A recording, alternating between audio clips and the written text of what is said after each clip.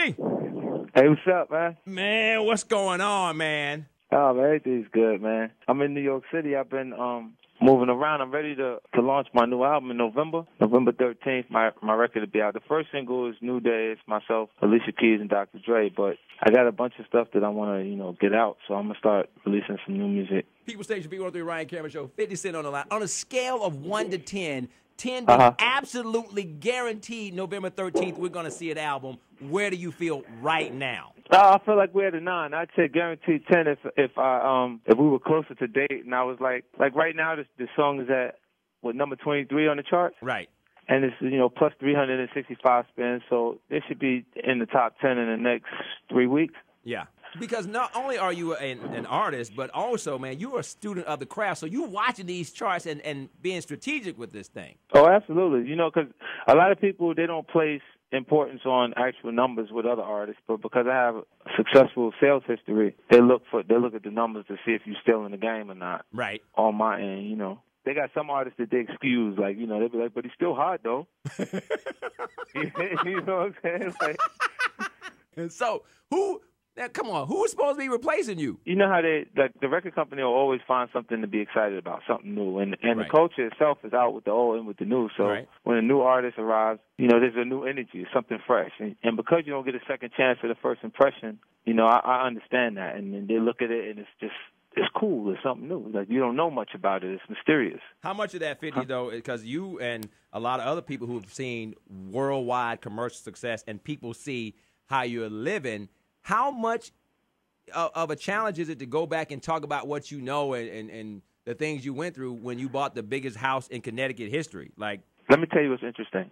When you've had some success, you'll find a significance in how far you've came. You'll be thinking, you spend more time thinking about, man, it was bad. Like, it was hard. Like, I come from here to this place. And then the guy that is still in a rough spot is thinking about life on the highest level possible. So the guy who has no money is writing the lifestyle of the guy who has it. And the guy who has money is reflecting on when he didn't have it. Right. So it's easier for me to write those periods, the rough times, because I'm sitting there going, man, this kid got it good. Like, I look at my son, and he don't even remember when we didn't have money. His whole experience in the real younger years of his life was when he have no money. Right. It's kind of cool that he missed that part. So, I mean, but does he have, like, the trust fund and he turns 18 and you drop $30 million on him? Is that what's going to happen?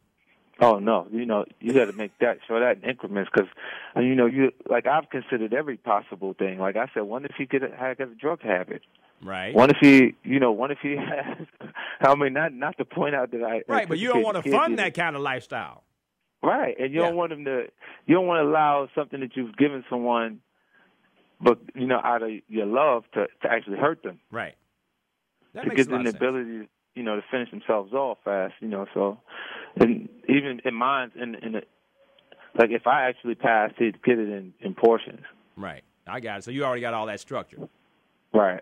Well, okay, let's talk about, not that you're going to pass, but how's your health, man? And what do you have that surgery for? Floyd Mayweather sat right here, was like, get well 50, and we didn't know what he was talking about. Next thing you know, we see the picture of you in the hospital. What was wrong with you?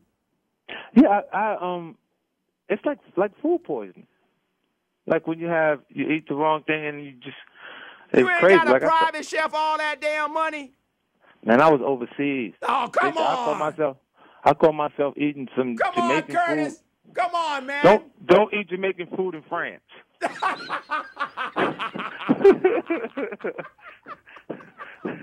They don't quite know how to season things.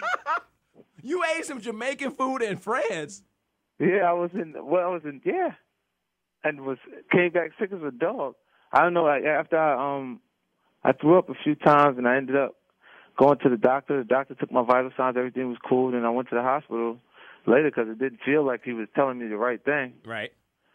And was he speaking French?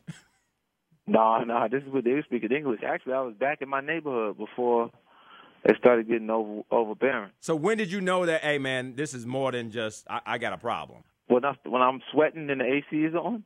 Oh, yeah.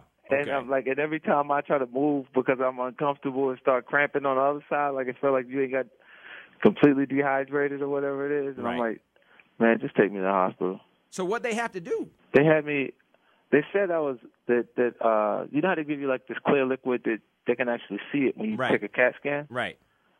And because it didn't go all the way through, they said I had some sort of blockage in my small intestines, and then that I could let them put a tube down my nose and suck it out, or I could cut it to take it out. And I said, no, just let me go upstairs. I'll sit here. I'll wait. It'll move. So what happened? And I stayed for a day or two, and then I had bowel movements, and it was fine. It was like, you can go. But this is the funny part. The doctor asked me, have you ever had any operations? Like, this would be reasoning for something like this to happen. Like, maybe you had some scar tissue or something. He doesn't know the history of 50 Cent? Yeah, no. He didn't have a Wikipedia? You've had a couple of scars, brother. Yeah, but never in my midsection. So when you got shot, none of them were in the midsection? No, none of them hit my vital organs. Yeah, so while I'm sitting there, and I'm in the exact same hospital that I was in that took care of me then. So in Jamaica Hospital. Yeah. I sat for a few days, and then everything was cool. They let me out of there. All right, we know they're gonna cut us off. So let's talk about the film project. Let's talk about Freelancers. Yeah, Freelancers is myself, DeNiro, and Forrest Whitaker. I mean, it was a learning experience. Every time I get a chance to work with DeNiro, it's exciting for me. And Forrest is an amazing actor, man. Like, there was points that I didn't know whether he was acting or he was drunk. You know what I'm saying? Like, if he went and had a couple drinks, because we had scenes where he had to be drunk. And I swear to God, he was drunk in there, man. But was he acting or was he drunk? It felt like he was drunk, man. To this day, I can't even tell you whether he had a few drinks or not. But he killed it. The project for me, it was just exciting to just be in the presence of greatness. Like, I always want to associate myself with that type of artistic integrity. Right.